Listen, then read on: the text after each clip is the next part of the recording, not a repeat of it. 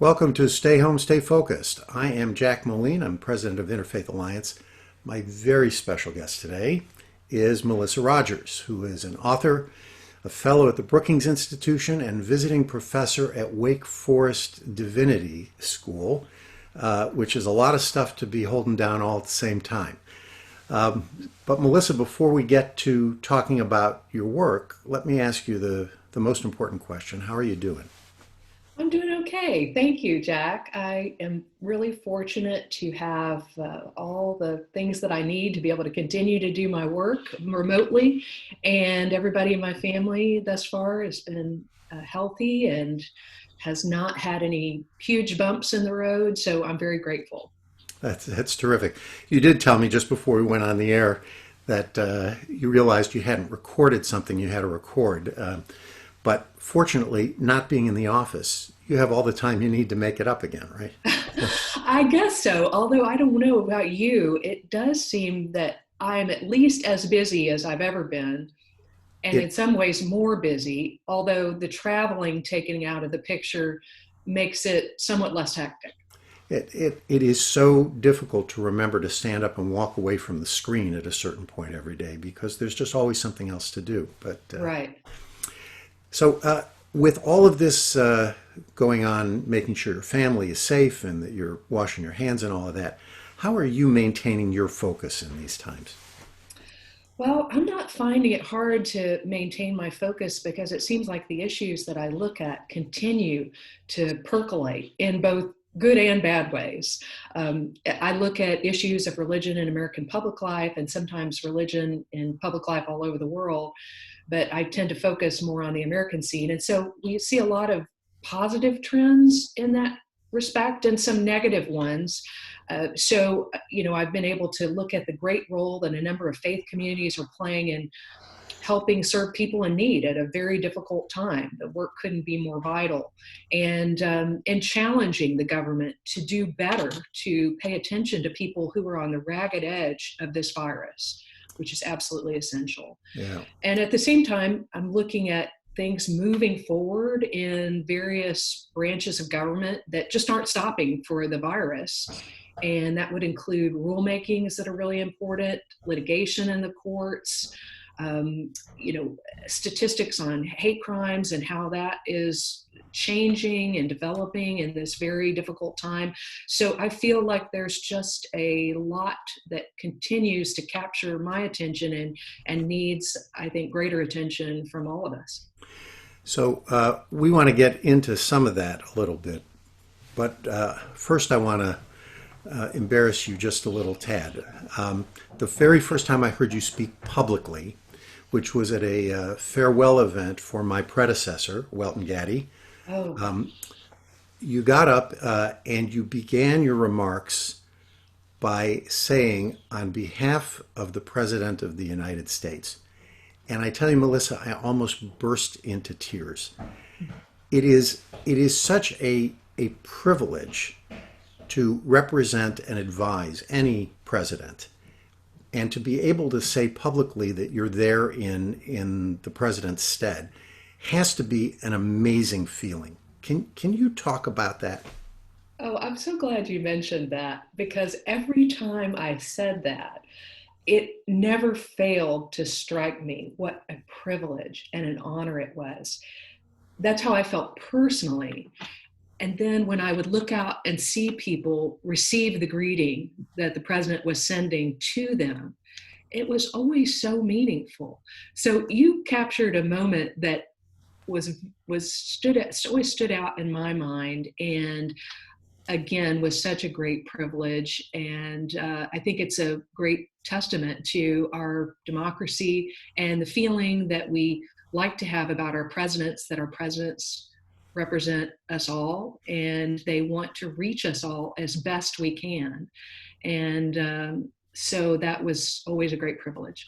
And I know that when people advise the president or a senator, a representative, a governor, even a local member of a city council, they don't always give them the advice they want to hear. It's still, I think, and you'll correct me if I'm wrong, a privilege to give that advice, even to have it rejected sometimes. because Absolutely. the people who serve for all the right reasons. Absolutely. And I would say that in any case, but especially in the case of President Obama, who always wanted to hear all sides. And so, working in the sphere that I did, I wanted to make sure that he was never surprised by, for example, a negative reaction to a policy. I wanted him to be able to, as best we could, think about not only the substantive merits of the issues and the difficult questions. If they were before him, they were a difficult question because the easy ones, we could solve down below his level. But the difficult questions, we wanted to make sure he understood all the nuances of the merits of the issues. And then, as best we could, forecast what the reaction might be to various choices that he would make. Not that he would shrink back from doing the right thing if there would be negative blowback from doing the right thing, but rather so that he would be able to make the choices from the available options and then to anticipate what it would be like to make that decision, and to the extent we could to mitigate a negative reaction to those decisions. So yes, it's absolutely the case that you want to keep your principal informed of all the options. You want to argue. If you think one view is the best view, you argue for that view and you accept it when that's not the choice, and do the best to make sure the policy is executed properly, and that people who would be disappointed by the policy are given the respect of being informed of the policy and being greeted with a kind of welcome, saying, how can we work together to make this the best we can for everyone? That is effective collaborative leadership, and you were fortunate to be a part of it at such a high level. Absolutely. But it was sort of the midpoint of your trajectory to this point in your career. What took you from an undergraduate career and a law degree into First Amendment issues, particularly the intersection of religion and government? Well, I got started on this road in my home and early years growing up in the Baptist church. The Baptist church that I was and continue to be a part of is especially aware of the fact that, one, Baptists at the founding of our nation were in many places despised minorities. And while that's not true generally today, it was then. And we always hold on to that memory and understand that religious liberty is for everyone. And if we don't have a kind of welcome into our country and equal rights to religious liberty, then we simply don't have religious liberty. Also, the kind of idea of the Baptist tradition in promoting religious liberty for everyone and church-state separation. So that got me started, and I always had an interest in both religion and government and law and public policy, but I didn't necessarily think I was going to be able to combine those things in a professional sense. And then one day I found out about the Baptist Joint Committee and walked in the office to meet my dear friends James Dunn and Brent Walker and many others, and say, as a young lawyer, I wanted to do some pro bono work with them.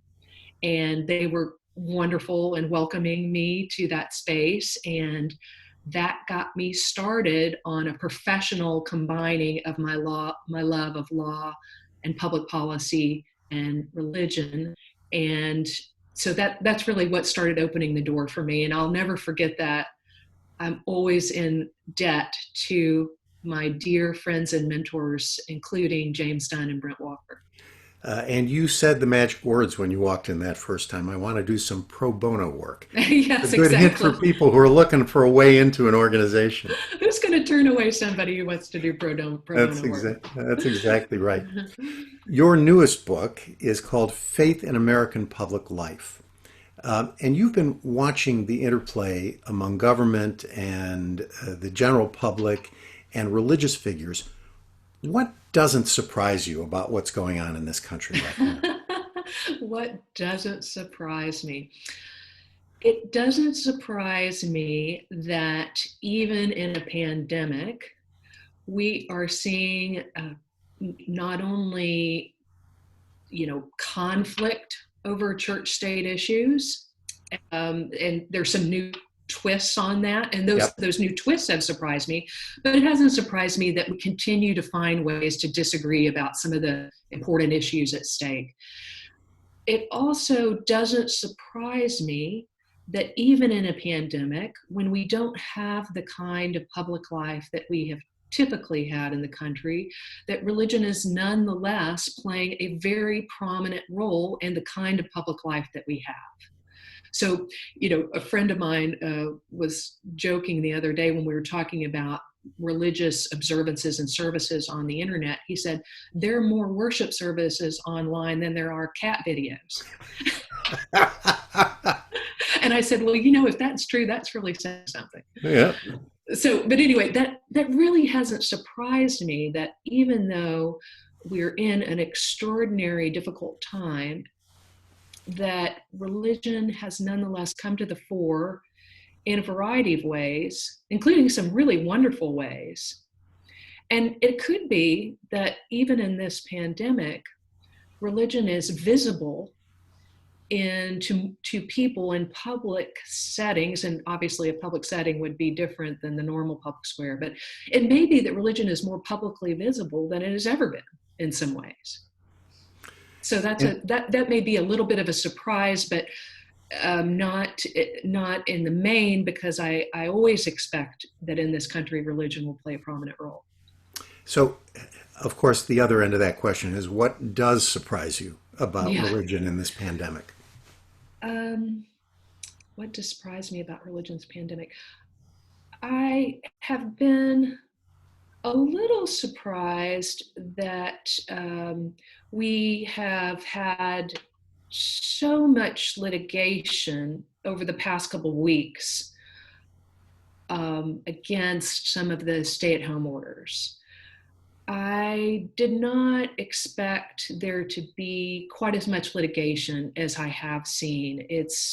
There are more cases than I can track at the moment that deal with litigation by some religious groups asking for exemptions or, depending on how you frame it, treatment that would be more like treatment of grocery stores or offices, and thus an allowance of in-person religious services that would be, if the stay-at-home orders stay as they're currently framed, would not be allowed. So most of these suits and complaints are being brought by people who are to the right end of the faith spectrum in this country.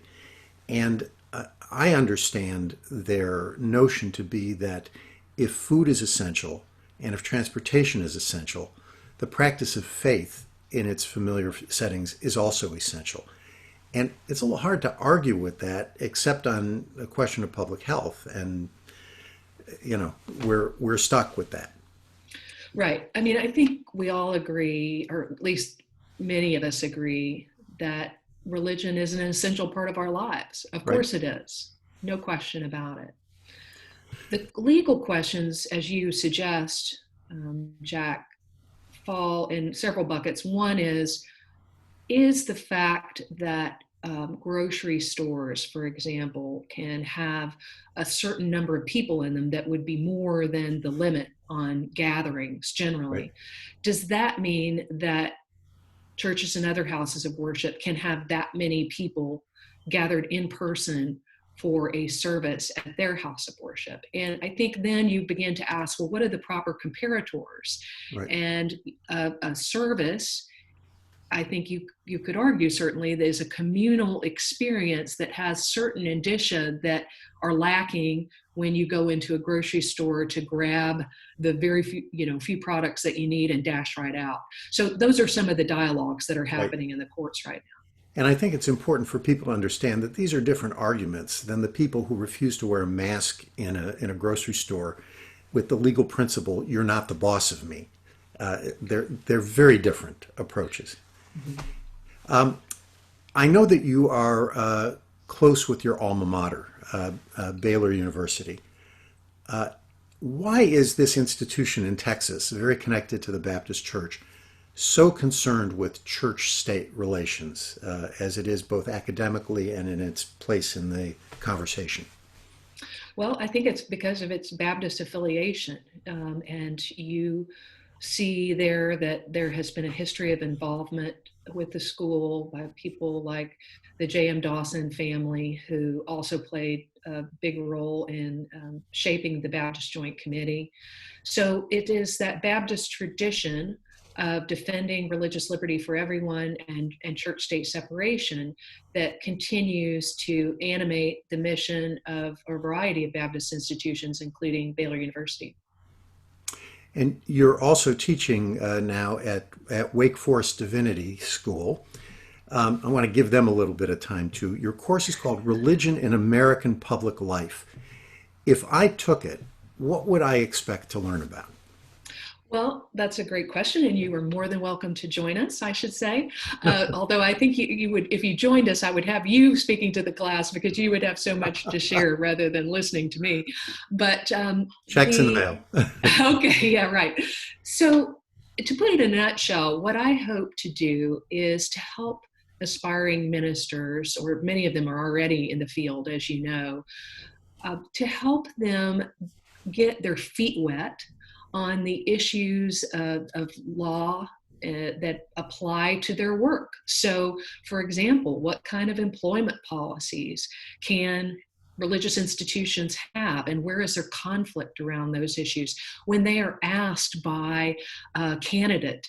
The candidate says to them, "Can I come to your worship service and say a few words on behalf of my candidacy?" I don't want them to be caught flat-footed about what the law says. And yet, too many times, I think, our seminaries and divinity schools kind of release the students without any grounding in these issues. And so I try to help them get a basic understanding of law as it applies to them. They're not law students, so I'm not asking them to, delve into the material in that kind of way, but to be prepared for some of the basic questions that are going to confront them. And then additionally, we look at theological and prudential considerations about religion's role in American life. What does our faith have to say about the role that we should play in public life? And then beyond those legal and theological considerations, what about prudential considerations? Just because we have a right to do something doesn't mean that we should do it, that we should always stand on our rights. So what does that look like? How do we create a framework for ourselves so that we're better prepared when we go into ministry? It's an extraordinarily important course and ought to be offered at every seminary and every denomination around the United States. With you recording your lectures, we may be able to make that happen. There we go. Soon. Well, we could work on that. What is the biggest concern that you have about the relationship between religion and government in these times? The biggest concern, the most immediate and urgent concern, is hostility that's being directed at people simply because of their faith or the way that they practice their faith. I noticed yesterday I believe it was yesterday, ADL released their latest findings on anti-Semitic incidents, which of course are a very important sector of the problem here, with some of the attacks on synagogues that have happened recently that have been the most deadly in our history, and also a kind of attacks on individuals in the New York, New Jersey area that at least at one time was almost a daily occurrence, as you know. Right. And so it's not limited to anti-Semitism. We also have attacks against people of the Muslim faith, of the Sikh faith, and others, and attacks on churches that have been gun violence, attacks on churches. So, I'm worried about it from two points of view. One is we see a spike in hate crimes against people and institutions that are based in the religious affiliation or beliefs or practices of those individuals and institutions. So I'm very concerned about that. And then I'm concerned about fear-mongering that's happening on the basis of faith or race or ethnicity, or other factors that are protected factors. And I think what we've seen, unfortunately, is that some government officials are engaging in this kind of fear mongering and divisive rhetoric that tends to, while not intended on their part, tends to create a more permissive environment for violence and hate crimes. So those are the things where we know that lives are at stake. So there are all kinds of things we could talk about that are really important in the field of church-state relations, but that's an issue where it's a matter of life and death. So what can we do to hold each other accountable and to hold government officials accountable in this area? That's at the top of my list. You not only articulated that well, Melissa, you managed to say it in a way that indicates your good training in being a public spokesman for these things. So thank you very much for that. I have so many more questions for you. I really have to consider taking your course now because there's so much more to talk about. But we reached the end of our time here, and so I can't thank you enough for being with us. And to those of you viewing and listening at home and stay focused. Thank you.